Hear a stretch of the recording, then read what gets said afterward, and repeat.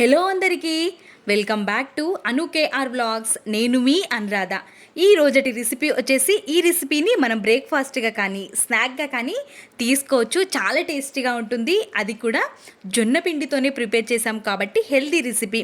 తప్పకుండా ట్రై చేయాల్సిన రెసిపీ. చాలా టేస్టీగా ఉంటుంది. ఇంకా నా ఛానల్ని ఎవరైనా సబ్స్క్రైబ్ చేసుకొని వాళ్ళు ఉంటే సబ్స్క్రైబ్ చేసుకోండి. ముందుగా ఒక గిన్నెని స్టవ్ పైకి పెట్టేసుకొని 1.5 కప్పు వరకు వాటర్ని యాడ్ చేసుకోవాలి.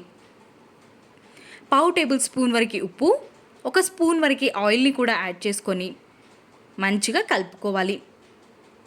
వాటర్ మరుగుతున్నప్పుడు 1 కప్పు వరకు జొన్న పిండిని, 1/2 కప్పు వరకు బియ్యం పిండిని యాడ్ చేసుకొని ఈ పిండి దగ్గరికి వచ్చేంత వరకు మిక్స్ చేస్తూ స్టవ్ని లో ఫ్లేమ్లో పెట్టుకొని కలుపుకుంటూ ఈ విధంగా పిండి దగ్గరికి వచ్చిన తర్వాత స్టవ్ ఆఫ్ చేసుకొని మూతని కవర్ చేసుకొని కొద్దిసేపు పక్కన ఉంచుకోవాలి. పిండి చల్లారేలోపు ఇప్పుడు మనం స్టఫింగ్ని ప్రిపేర్ చేసుకుందాం.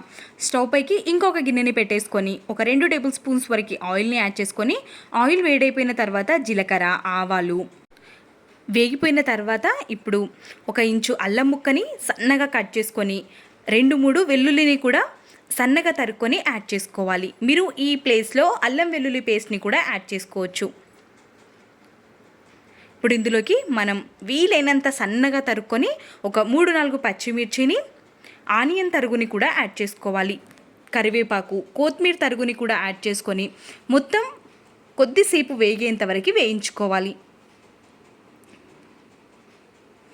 ఒక పావు టేబుల్ స్పూన్ వరకు పసుపుని కూడా యాడ్ చేసేసుకొని ఒక 3 పెద్ద క్యారెట్లని తురుముకొని తీసుకుంటున్నాను. రుచికి సరిపడా సాల్ట్ని కూడా యాడ్ చేసేసుకొని మొత్తం మిక్స్ చేసుకొని వేయించుకోవాలి.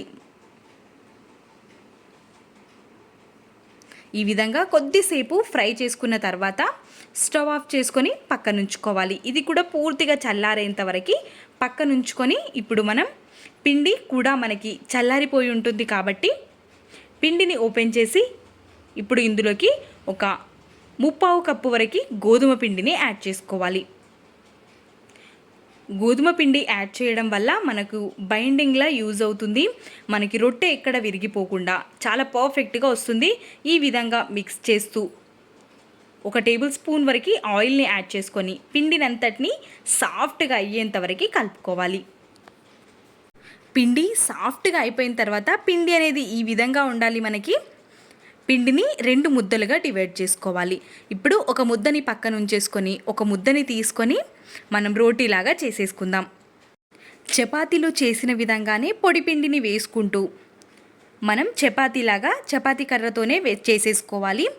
మనకి ఎక్కడైనా పిండి విడిపోతుంది అనుకున్నా కానీ మనం ఎక్కడ ప్రెస్ చేయకుండా అడ్జస్ట్ని కట్ చేసుకోవచ్చు చివరిగా. కాబట్టి ముందుగా రోటీలాగా చేసేసుకోవాలి. కొంచెం మందంగానే ఉండాలి, మరీ సన్నగా కాకుండా. ఈ విధంగా చేసేసుకొని అడ్జస్ట్ని కట్ చేసుకొని మధ్యలో స్టఫింగ్ని పెట్టుకొని ఈ విధంగా రౌండ్ షేప్లో వచ్చే విధంగా కట్ చేసుకోవాలి. ఎక్కడైనా మనకి కొంచెం స్టఫింగ్ తగ్గినట్టుగా అనిపిస్తే మధ్యలో ఇంక కొంచెం స్టఫింగ్ని పెట్టుకొని చేత్తో కొంచెం ప్రెస్ చేసుకొని తీసుకుంటే సరిపోతుంది. ఈ విధంగా అన్నిటినీ చేసేసుకొని స్టఫింగ్ తక్కువ ఉన్నట్టు అనిపిస్తే ఇంకా కొంచెం పెట్టేసుకొని అన్నిటినీ ఒక ప్లేట్లోకి పెట్టుకొని తీసుకోవాలి.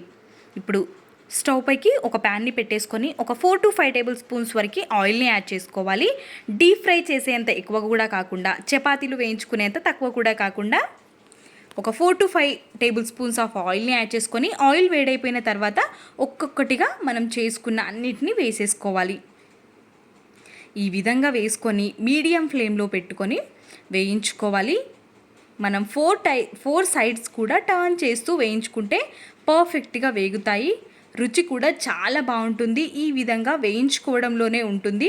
మనకి ఎక్కడైనా పిండిగా అనిపిస్తే టేస్టీగా ఉండదు. కాబట్టి మీడియం ఫ్లేమ్లో పెట్టుకొని కాల్చుకొని సర్వింగ్ ప్లేట్లోకి సర్వ్ చేసేసుకోవడమే. టమాటా కెచప్తో తింటే చాలా చాలా బాగుంటుంది.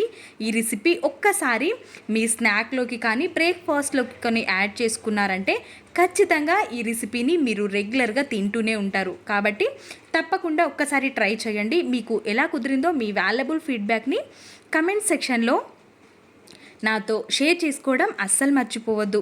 ఇలాంటి మరెన్నో రెసిపీస్ మన ఛానల్లో ఉన్నాయి కాబట్టి నేను డిస్క్రిప్షన్లో లింక్స్ ఇస్తాను, చూసేయండి.